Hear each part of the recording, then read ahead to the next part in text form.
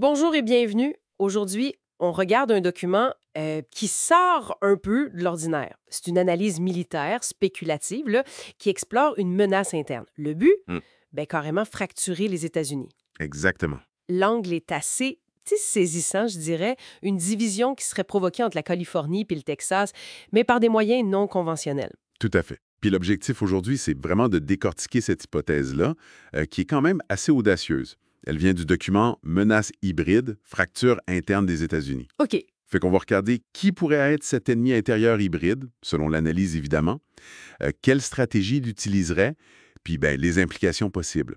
C'est un exercice de réflexion basé sur ce texte. Bon, OK. Pour commencer, c'est quoi ça, une menace hybride? Le mot lui-même, ça suggère quelque chose de diffus, non? Oui, exactement. L'idée ici, là, c'est que l'adversaire, ce serait pas une armée régulière, mettons. Ce serait plutôt une entité infiltrée, Hmm. puis infiltrée profondément, là, dans les institutions civiles, militaires, économiques. Ce qui frappe dans l'analyse, c'est la coalition assez improbable qu'elle décrit. Ah oui, c'est-à-dire? On parle de qui? Ben, l'auteur imagine une collaboration entre, d'un côté, des agents étrangers.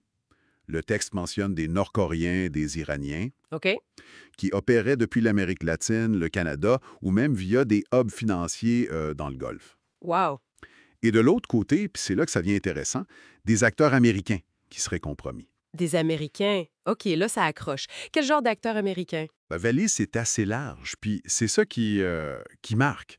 On parle d'élus locaux, par exemple, connectés à des consortiums tech offshore, D'accord. ou des membres des forces de l'ordre, des gardes nationales même, qui tremperaient dans des activités parallèles, quasi criminelles. Des investisseurs aussi, liés à des fonds souverains un peu douteux, via des places comme le Luxembourg, Macao, Dubaï. C'est précis quand même. Oui, puis même des anciens cadres militaires à la retraite qui conseilleraient des sociétés de sécurité privée aux allégeances pas claires, mettons. L'idée qui est avancée, c'est vraiment une toile complexe tissée au cœur même du système américain. Ouf. L'idée d'une convergence comme ça, c'est déstabilisant. Puis l'objectif stratégique derrière tout ça, selon le document, c'est quoi? Très précis. Créer une fracture majeure, interétatique, puis cibler spécifiquement l'axe Californie contre Texas.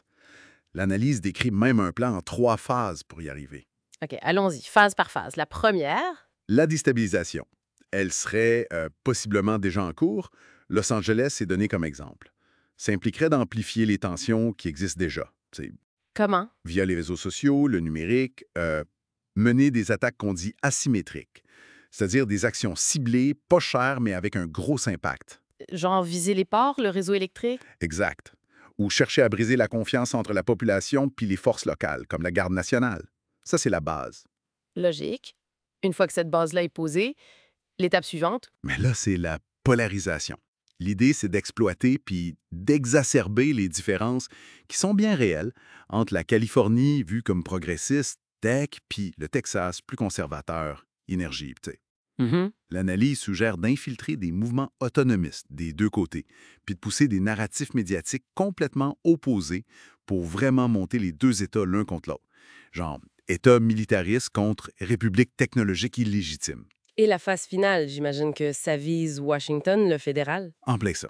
La troisième phase, neutraliser la réponse fédérale. Mais pas par une attaque frontale. Non. Non, plus par du sabotage informationnel, des blocages bureaucratiques, l'utilisation de milices privées financées par l'étranger.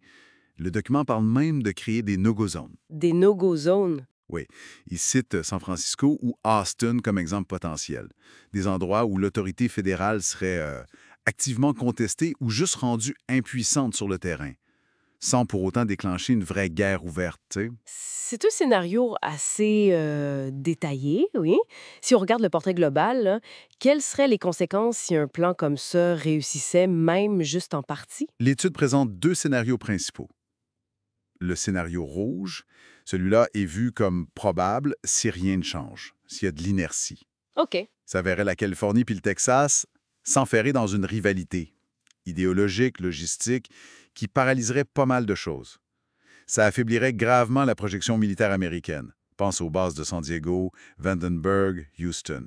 Ah oui, stratégique. Exact. Mais aussi la cybersécurité nationale, l'unité de commandement. un vrai casse-tête. Et le pire scénario? Le noir. Celui-là, c'est la catastrophe à éviter, là. Ce serait une balkanisation de facto, un éclatement fonctionnel, même sans séparation officielle. Les régions agiraient quasi indépendamment. Piloté par qui? Pilotées en sous-main par des puissances hostiles, selon l'analyse. Corée du Nord, Iran, des proxys russes sont mentionnés. Les conséquences pourraient être extrêmes. Comme quoi? Déclaration d'autonomie de la Californie, intervention préventive du Texas, une guerre informationnelle totale avec des IA, des deepfakes, le chaos, mais organisé. L'analyse donne des pistes, des solutions. Oui, il y a des recommandations immédiates qui sont listées. Mettre en place rapidement une cellule interagence dédiée à cette menace spécifique. OK. Faire une cartographie des réseaux, des connexions suspectes entre tous ces acteurs mentionnés. Sécuriser discrètement mais solidement les infrastructures critiques, serveurs, logistiques clés en Californie puis au Texas. Puis élaborer un plan de stabilisation inter-État pour prévenir l'escalade. D'accord. Fait que si on résume la grande idée de cette analyse, qui est spéculative, on le rappelle, Oui, important. c'est que le vrai champ de bataille pour les États-Unis serait plus à l'extérieur, mais bien à l'intérieur, dans le tissu fédéral lui-même. L'adversaire décrit ici chercherait l'effondrement par la fragmentation, la guerre des perceptions, sans jamais vraiment se montrer. C'est exactement ça. Puis ça nous amène à la question de fond que ce document soulève pour finir notre discussion. Oui, En uniforme, sans drapeau, comme le dit l'analyse, en misant sur l'infiltration, la manipulation psychologique, mais quelles adaptations majeures ça demanderait pour les stratégies de défense de sécurité intérieure qu'on connaît, celles qui sont souvent faites pour contrer des menaces plus conventionnelles, hein? Hum, C'est une réflexion qui dépasse juste le militaire, là. hum. Ça touche à tout.